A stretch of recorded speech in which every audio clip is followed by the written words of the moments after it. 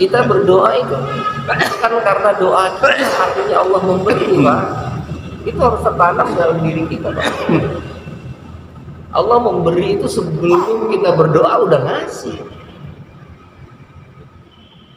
Kok bisa sebelum kita berdoa udah ngasih? Lah ya kan catatannya udah ada. Tapi Allah udah memberi catatan kalau kita akan berdoa. Lah iya emang catatannya begitu. Berarti kan Allah udah ngasih dulu sebelum kita doa kan? Paham gak maksudnya? Allah udah nyatet, kata Allah nih si Hamdi dapat karena dia berdoa. Itu kan udah dikasih duluan kan? Sebelum saya berdoa udah dikasih. Lah akhirnya saya bilang, ini alasan dikasih apa? Karena doa apa karena Allah yang kasihnya? Doa juga mau catatannya, dikasih juga catatannya. Lah doa mah emang catatan Allah yang udah Allah catat, tetap yang ngasihnya Allah. Jangan sampai tertipu. Jangan sampai akhirnya wah ini gara-gara sholat saya ini akhirnya saya jadi nggak ada. Nah ini sangat disayangkan, akhirnya kita tertipu itu. Makanya saya bilang orang yang tertipu itu bukan hanya sekedar orang yang tertipu dari agama, dia jauh dari agama. Bahkan orang yang di dalam agama sekalipun bisa tertipu. Ada yang tertipu apa? Dia sholat, dia puasa, dia kira sholatnya, dia kira puasanya yang sudah menjadikan dia begitu. Ujungnya adalah sholat dan puasa yang dia lakukan itu adalah untuk menunjukkan kehambaan dia doang di hadapan Allah. Adapun pemberian Allah kepada semua itu sudah Allah rahmat. Maka saya sering bilang, kata saya, kalau gara-gara sholat kita akhirnya dikasih rezeki itu orang kafir enak banget. Banyakan dia rezekinya sama kita. Saya sering bilang begitu. Bukan sholat yang menjadikan rezeki kita banyak, bukan. Ya. Lah orang kafir kagak sholat rezekinya banyak. Bill Gates itu orang kaya nomor berapa sedunia? Muslim bukan? Lah bukan, Pak. Mau bilang apa kita? Mau tahajud ya, nggak tahu duha. Lah iya buru-buru.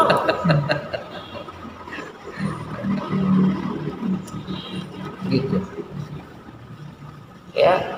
Nah, jadi sekali lagi ini semua kita lakukan ini Allah itu memberi tanpa harus kita minta, itu diantara keutamaan dan kelebihan Allah.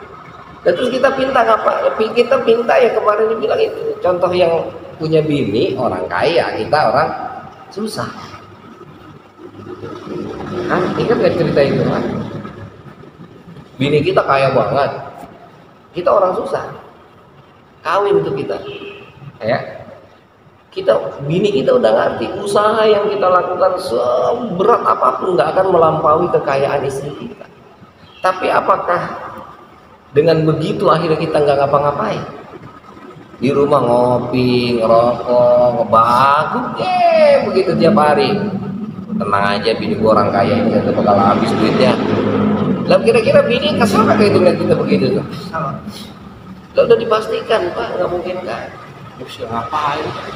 Lah ya kan akhirnya gitu, ngapain kek? Jadi akhirnya kita harus doa ya. Harus ke dalam posisi tadi tuh, dalam posisi yang tadi bini kita orang kaya, kita orang susah itu paling tidak ya. Oh kita bekerja berusaha nyapu, ngebersihin tanaman, atau bahkan kita bantuin kerja dia, apa yang bisa saya bantu itu. Berarti untuk menunjukkan bahwa ada usaha, ada upaya yang kita lakukan. Gitu. Bini kita, bang bantuin ini bang, bantuin ini bang, bantuin ini bang. Bukan untuk memberatkan kita. Maka akhirnya dalam agama tuh kita akan semakin sadar, semakin banyak tugas yang Allah beri ke kita, semakin sayang Allah ke kita. Ya. Jadi semakin banyak Allah kasih apa? Kasih tugas. Semakin banyak Allah kasih beban. Itu berarti Allah semakin sayang. Gua lagi. Nah itu nggak makanya. Ya. Jadi akhirnya ketika kita rajin sholat, rajin puasa, kita terdorong untuk ibadah, terdorong untuk membantu orang, terdorong. Itu menunjukkan bahwa Allah lagi sayang sama kita berarti. Justru malah kalau kita diantepin baik nggak ngapa-ngapain, itu justru Allah malah nggak sayang sebalik. Orang tua yang disuruh dua lagi. Nah itu kan berarti kan orang tua kita sebenarnya sayang, cuma kita kagak sadar bahwa dia sayang sama kita. Gitu.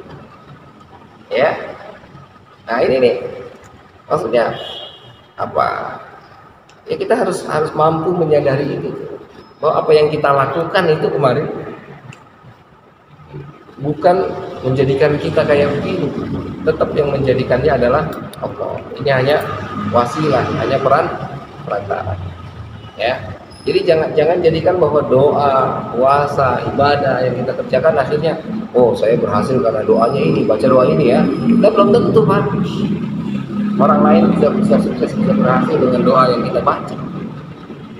Ya tapi bukan berarti juga akhirnya udahlah kalau gitu jangan nggak usah doa lah, ya kafir aja sekalian sana. Masa orang kafir nggak dapat nikmat, nggak dapat rezeki? Enggak juga. Pasti dapat rezeki.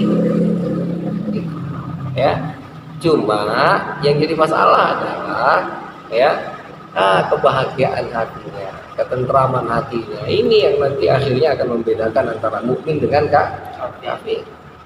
Keyakinan bahwa tadi Allah yang sudah yang mengaturnya. Semua ini nggak ada yang keluar dari aturan Allah. Ya, bahkan orientasinya adalah akhirat. Tenang hidupnya Pak. Gitu. Sudah dipastikan kan gitu. Karena yang dia harapkan adalah kenikmatan yang abadi, bukan kenikmatan sesaat. Kenikmatan yang hakiki. Ya, kenikmatan yang sebenarnya, kenikmatan yang hakiki. Gitu. Ya,